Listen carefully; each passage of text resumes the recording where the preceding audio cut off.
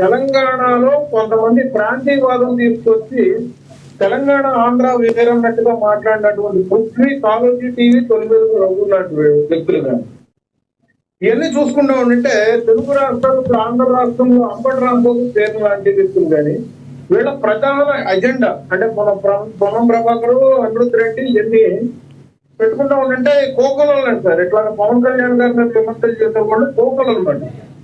ప్రధానంగా ఇక్కడ వినిపిస్తుంది ఏంటంటే పవన్ కళ్యాణ్ గారికి కులాన్ని ఆపాదించాలి, లేదంటే మత విద్వేషాలు రెచ్చగొట్టేటట్టుగా వ్యాఖ్యలు చేయాలి, లేదంటే ఒక ప్రాంతీయవాదం అనేది తీసుకురావాలనే విషయం మీద ఆయన తెర వెనుక రాజకీయాలు అనేది చేస్తున్నారు సార్. ఇక్కడ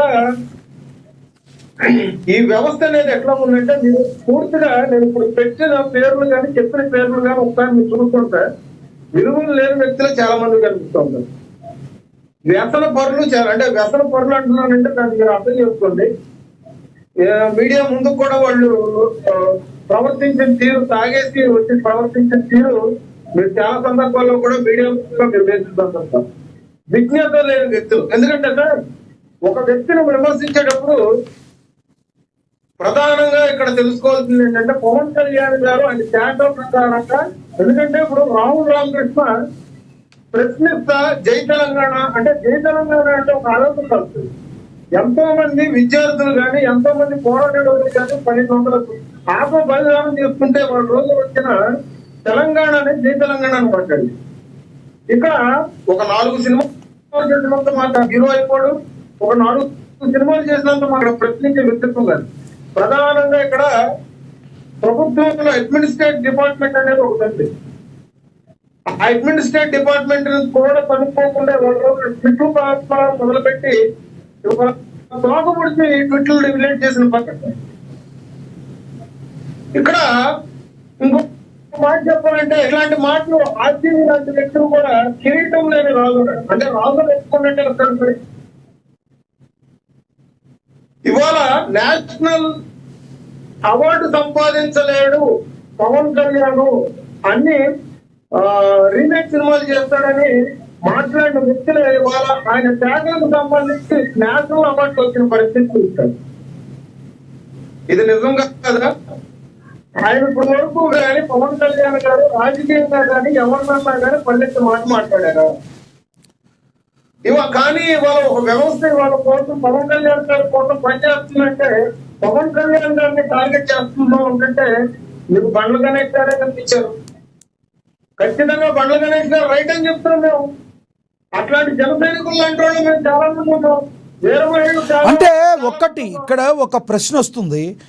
మీ అధినేత పవన్ కళ్యాణ్ గారు మీ తెలంగాణ ఏమన్నా మీ అయ్యే జాగీరా అనేది ఒక కోణంలో అన్నారు.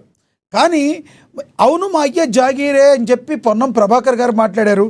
అనేక మంది నేతలు ఆ విషయం మీద పవన్ కళ్యాణ్ గారు ఆ మాట అనకుండా ఉండాల్సిందని కొంతమంది మాట్లాడిన పరిస్థితి. అసలు మీ అయ్యే జాగీరా అని అనాల్సిన అవసరం పవన్ కళ్యాణ్ గారికి ఎందుకు వచ్చింది?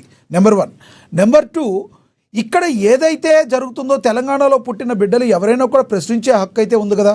ఆంధ్రలో రాజకీయం మేము ఉన్నాం, తెలంగాణలో రాజకీయం చేస్తామని పవన్ కళ్యాణ్ అన్నప్పుడు తెలంగాణ బిడ్డలు ఆంధ్ర రాజకీయాల గురించి ప్రశ్నించకూడదా? రామకృష్ణకి అవకాశం లేకదా, ఆ హక్కు లేదా అని ప్రశ్నిస్తున్నారు. వాళ్ళకి ఏం సమాధానం చెప్తారు? సార్ ఒక 15 రోజులుగా మీరు ఈ విషయం చూసుకుంటా ఉంటే మీరు ఒక్కసారి ప్రీవియస్ కొంచెం ముందు చెప్తే ప్రొఫెసర్ నాగేశ్వరరావు గారు చేసిన వ్యాఖ్యలను మీరు తీసుకోండి. ఆయన దేని గురించి అన్నారు? అమిత్ షా గారి గురించి మాట్లాడితేనే పవన్ కళ్యాణ్ గారు స్పందించారు. అక్కడ ప్రాంతీయవాదం ఏ విధంగా వచ్చింది? ఆయన మద్దతుగా తెలిపినటువంటి జర్నలిస్ట్ సంఘాలు మరి ఆయన్ని తెలంగాణలోకి అడుగు పెట్టలేదు అంటే మరి వాళ్ళ ఆస్తులు ఏమైనా ఉన్నాయా? మరి అయ్యా జాగిరాన్ని మాట్లాడతారు సార్. అక్కడ ఇది నా దేశం, ఇది నా జన్మభూమి, ఇది నా భారతదేశం, నేను ఎక్కడైనా మాట్లాడే హక్కు ఉంటుంది, నేను ఎక్కడైనా బతికే హక్కు ఉంటుంది. అంతేగాని ఆంధ్రాలోని తెలంగాణలోకి రాకూడదు, ఆంధ్రాలో మీ పాలన మీరు అక్కడ కూర్చోండి, మీరు అక్కడికి రాకూడదు అంటే ఇవాళ మీరు అదే కేసీఆర్ గారు ఇంతకుముందు ఎవరి దగ్గర తీసుకెళ్ళి చేశారండి?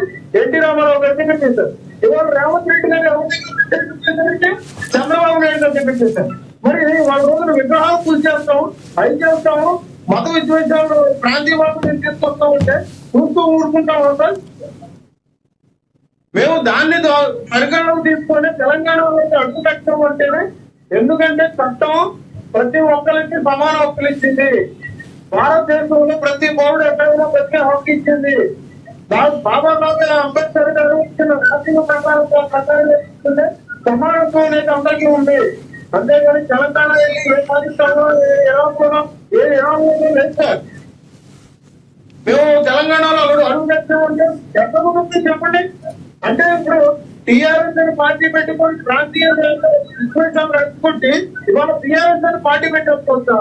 వాళ్ళ గెలుపు కోసం, వాళ్ళ రాజకీయాల కోసం ప్రజలను నొప్పి పెట్టి వాళ్ళ టీఆర్ఎస్ పార్టీని మార్చుకోవచ్చు.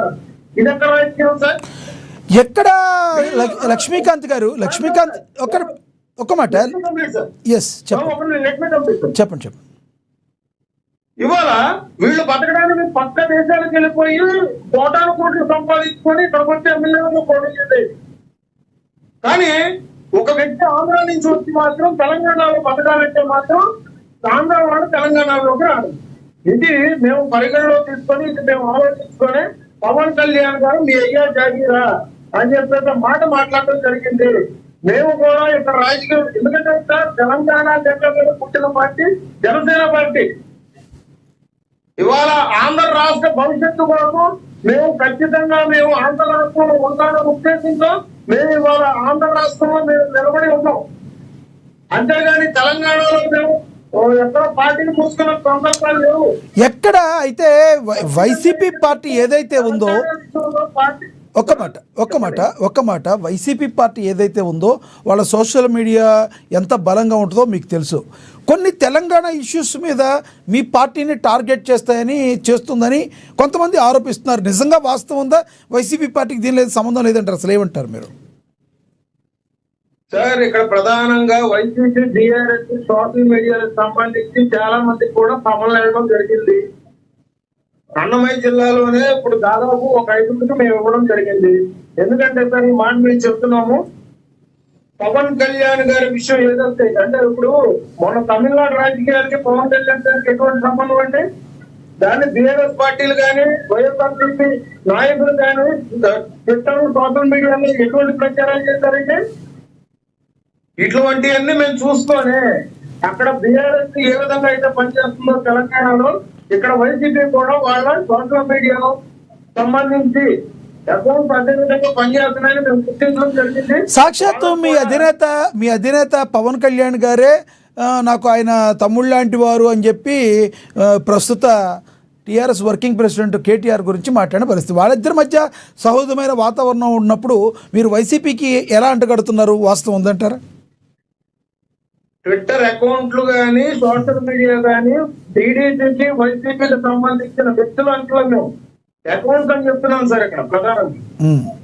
అంటే ఇవాళ పార్టీలో చీన తేవాలన్నా, ఫోటోలు విచ్ఛిన్నం చేయాలన్నా, ఈ మనుషుల మధ్య ఇటువంటి గొడవలు పెట్టాలన్నా ఏం చేస్తున్నారంటే సార్, ఇప్పుడు నేను జనసేన ఉన్నాను అనుకో సార్, నేను టీడీపీ జనసేన అయ్యి ఉంటే కనుక టీడీపీ అకౌంట్ నుంచి నన్ను చెట్లు మొదలు పెడతాను. అదే విధంగా మేము జనసేన పార్టీ పేరు పెట్టుకొని కొంతమంది అటు పక్కన అంటే ఈ కీలక తీసుకురావాలనుకున్న వ్యక్తులు అటు పక్కన ఏం చేస్తారంటే బీజేపీలోనూ టీడీపీకో వచ్చేది తీసుకొచ్చే విధంగా మాట్లాడతారు. ఇట్లాంటిది ఇప్పుడు ప్రస్తుతం ఇప్పుడు సోషల్ మీడియాలో జరుగుతుంది ఇదే సార్. మొన్న లోకేష్ గారు కూడా ఇదే మాట మాట్లాడారు, పవన్ కళ్యాణ్ గారు కూడా ఇదే మాట మాట్లాడారు. కేటీఆర్ గారికి పవన్ కళ్యాణ్ గారికి స్నేహపూర్వకంగా బంధాలు ఉండొచ్చు, కాదంటలేదు. కానీ సార్ రాజకీయంలో శాశ్వత మిత్రులు కానీ శత్రువులు కానీ ఉండడం సార్ ఇక్కడ ప్రధానం గుర్తుపెట్టుకోవాలి. కరెక్టే లక్ష్మీకాంత్ గారు. జనసేన నేతని, జనసేన అధినాయకుడిని తెలంగాణలోని పృథ్వీ గారు కావచ్చు, లేదంటే పాసం యాదగిరి గారు కావచ్చు, లేదంటే మరెంతోమంది పొన్నం ప్రభాకర్ గారు ఎంతోమంది వ్యతిరేకిస్తున్నారు. కవిత గారు, కల్వకుంట్ల కవిత గారు అయితే టోటల్గా నీ దగ్గర ఉన్న రాజధాని అక్కడ కట్టుకోవయా, ఇక్కడేందయా మీకు పని అని డైరెక్ట్గా చెప్తున్నారు. ఇంతమంది ఈ రకంగా మరి మాట్లాడుతున్నారు. దానిలో పవన్ కళ్యాణ్ గారు మాట్లాడిన